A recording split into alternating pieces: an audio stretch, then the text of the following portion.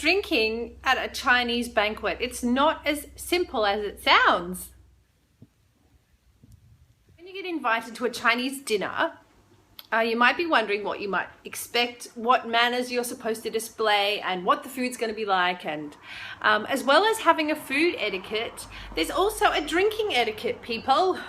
So if you don't drink, they'll accept that perfectly fine. If you say that you don't want to drink alcohol, you can say, oh, I'll just happily have tea, or you can order another cold drink if you like.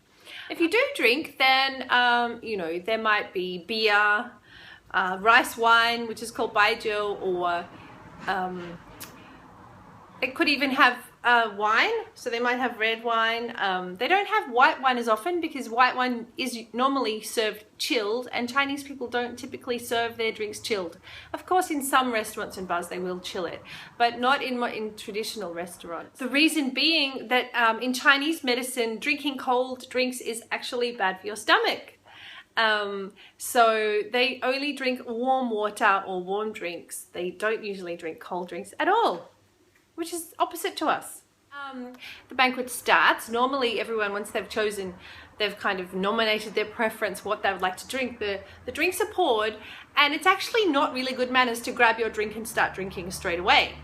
You actually should wait until some of the food arrives and the drinks are all there, and then wait for the host to sort of start the dinner. They'll maybe raise their glass and have a toast to start the dinner, or they might just say, let's eat, and they'll start eating with their chopsticks, and then they might have a toast. In the West, we will happily just have our drink and sip it as needed. If you watch Chinese people at a big dinner, they won't do that. They actually, most of the time, they are only drinking when they're toasting. They don't just drink on their own. They only drink with someone else. If they want to have a sip, they go, oh, here, let's have a drink, kind of. So there's lots of toasting happening. Ganbei, you've probably heard about ganbei, which means empty your glass or dry your cup. Ganbeis are where you have to scull. And yeah, these are obviously to be avoided because there's nothing moderate about sculling your drink. You can say, well, I'll just have a sip, or if you don't really want to get plastered. So yeah, they are very accepting if you don't want to drink too much. And of course, if you're driving, then that's a very good excuse too to not drink. I hope you enjoyed this video.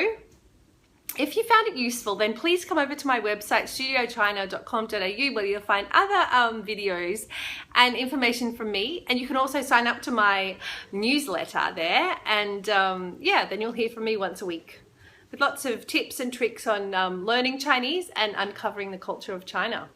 My book launch party is coming up soon. I'll have a video for you about that next week. I'll see you Thursday for another episode of Studio China Chats.